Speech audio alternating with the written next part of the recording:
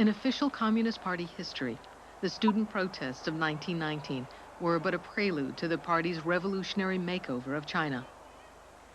But in fact, many of the leading voices of the May 4th era spoke not for revolution, but for democratic reform. After their days of street protest, many students went back to school, took up various professions, and continued to work for social change. Those who saw no hope for reform joined the Communist Party to fight for an ideal society. Over the decades, the voices championing gradual change were either stifled by conservative power holders or drowned out by cries for revolution. By marching into Tiananmen Square, the students of 1989 were saying to the party, "We are the true inheritors of the democratic legacy of the May 4th movement." But the May 4th spirit they were most familiar with was the one the party had taught them. In the value system of the Communist Party, revolution is placed at the top. So comrades are called revolutionary comrades, couples revolutionary couples, and families revolutionary families. Everything is revolutionary. Reform is not a good word in communist vocabulary. What we were trying to do was to introduce the idea of incremental change to the people of China. We were trying to tell them that reform was not a bad thing, and that revolution often failed to deliver its promise. Once again, the government had not suppressed the march. In fact, the leaders at the top were deeply divided on how to deal with the protesters. On the very day of the May 4th anniversary, Party Secretary General Zhao Ziyang made a speech that departed from the hardline April 26th editorial. In a nationally televised meeting with foreign bankers, Zhao told his audience that there was no serious turmoil in China.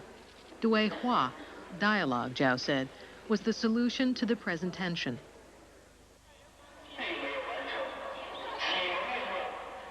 The students now debated. Should they go back to class and show support for this conciliatory attitude? Or did Zhao Ziyang's remarks indicate deep rifts in the central government that must be exploited by pushing harder, going farther? Many students went back to class. On May 8th, several leaders of the Independent Student Union of my university came to see me. They complained about the students who had returned to class and said they wanted to blockade the classrooms. I said, I thought you were demanding democracy. A basic principle of democracy is the right of individual choice. If you deprive others of their choice, how is that different from the way the Communist Party has always deprived you of your choice? It had not even occurred to them that this was a problem. They couldn't come up with any good arguments in response, but they still felt uncomfortable. They said, then how can we get anything done? In China, everything has always been handled this way. Only by preventing others from doing what they want can you accomplish what you want. The movement at Beijing University also reached a low point. More and more students returned to class. A lot of energy was wasted debating whether we should go back to class or not. I felt increasingly frustrated. At that time, I thought we should resume classes because I felt a stalemate like this wouldn't necessarily get us anywhere. And the students were pretty tired.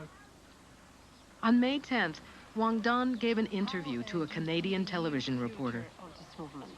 I think that the student movement should move on to a new stage.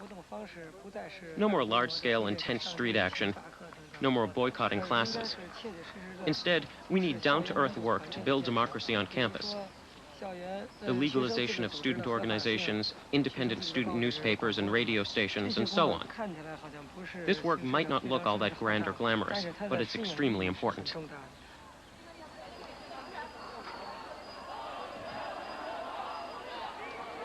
And yet, over the heads of the prominent student leaders still hung the People's Daily editorial of April 26th, the shadow of Dongluan. That threat cut off any impulse toward moderation.